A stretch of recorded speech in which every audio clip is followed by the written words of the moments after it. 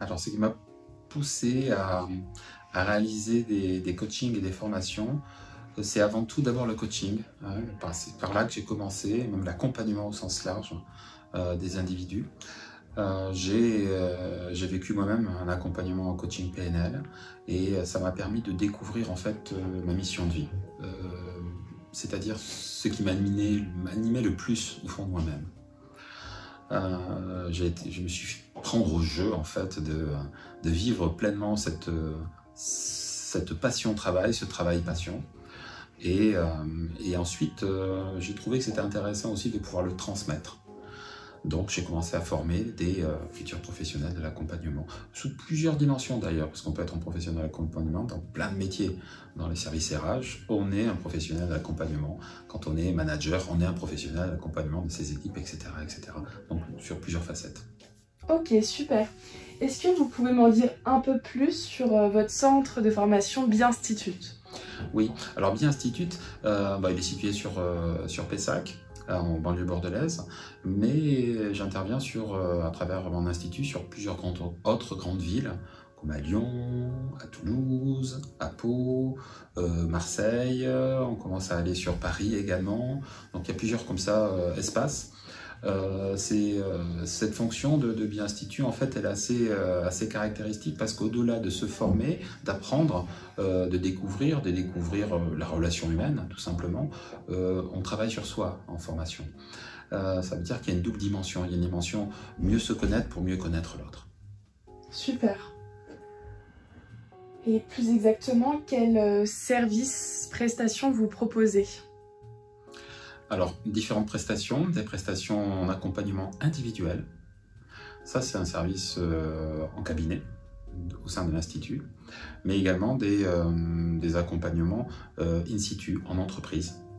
Et ces accompagnements aussi en entreprise, ça peut être du coaching individuel, de manager, de dirigeant, de différents membres de l'organisation, du coaching collectif.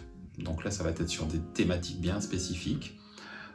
Par exemple, ça peut être une thématique de gestion des relations interpersonnelles du groupe, lorsqu'il y a par exemple une réorganisation, une nécessité de remettre de l'activité, de la motivation, de la cohésion entre les membres d'une équipe. Donc ça, c'est pour l'entreprise. Et puis d'autres prestations qui vont être sur mesure en fait. Même les formations qui sont proposées sont soit des formations où il va y avoir des personnes de différents lieux. Donc là, on est sur des formations qui sont nommées, cadrées, posées, et différentes personnes de différentes organisations, individuelles ou professionnelles, viennent se greffer, ils font connaissance et ils se forment pendant. Et puis vous avez également des formations qui sont organisées sur mesure. Donc là, ça nécessite au préalable une étude avec le donneur d'ordre, le responsable, le service RH, de ce qu'ils attendent de la formation et ce vers quoi ils voudraient faire monter en compétences et en connaissances les personnes qui sont formées. Donc là, on va construire ensemble une ingénierie de formation sur mesure. D'accord, génial. Et avez-vous des spécialisations et si oui, lesquelles? Alors, l'ADN de BI Institut, c'est l'ADN PNL.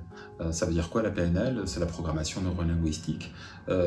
C'est comprendre en fait, et plus précisément apprendre à apprendre à apprendre. Autre spécialisation qui vont de pair, c'est l'hypnose ericksonienne. L'hypnose et la PNL, c'est un peu le pile et le face d'une même pièce. La PNL va travailler sur la dimension consciente, donc des stratégies, des comportements, des attitudes, des prises de conscience, d'un système de croyances, des valeurs. Donc, bref, on met en cohésion de manière consciente. Et l'hypnose ericksonienne va travailler plus sur la dimension inconsciente. Le même type de travail, mais sur des informations, des ressources qu'on n'avait pas imaginées que nous avions. Voilà. Super. Quelles sont les valeurs qui vous animent au quotidien? La valeur qui m'anime au quotidien, c'est une valeur de partage. Profondément, tout à l'heure je parlais d'ADN, de BI, et derrière cet ADN, c'est moi qui le porte, intuité personnelle en ma personne. La valeur la plus prégnante, c'est une valeur d'humanisme. Génial. Quel impact a eu le Covid sur votre activité? J'ai trouvé ça génial. C'est étonnant, c'est provoquant peut-être même de le dire. Et je trouvais ça génial parce que ça a permis de revisiter en fait les formes d'activité, que ce soit dans l'accompagnement ou que ce soit dans la formation. En fait, c'est pas trop ce qui nous arrive qui est important, parce que de toute manière, ça vient et c'est comme ça. C'est plutôt qu'est-ce qu'on en fait, et comment on peut se l'approprier pour le transformer, en faire un inconvénient, en fait, une force. Et donc l'impact, il a été de revisiter les modalités en fait de transmission pour la formation, les modalités d'accompagnement aussi, avec une mise en place de formation à distance via les réseaux, les outils habituels de communication. Et puis on y découvre aussi un apprentissage pour les apprenants, pour ceux qui apprennent, un apprentissage de cette méthodologie de transmettre, d'accompagner à distance. Donc on y a rajouté cette qualification-là, à travers la connaissance de l'outil, de ce qu'on transmet. C'est aussi la manière dont on le transmet qui a été réactualisée. Super. Et donc la situation actuelle a-t-elle généré des nouvelles demandes en termes de coaching, formation? Oui, alors des demandes beaucoup plus diverses. Ça veut dire quoi? Ça veut dire que moins sur des programmes existants, mais plus sur du sur-mesure. Parce que chaque situation, chaque cas faisait appel à des problématiques ou des objectifs qui étaient très spécifiques, liés à un corps de métier, liés à un événement particulier.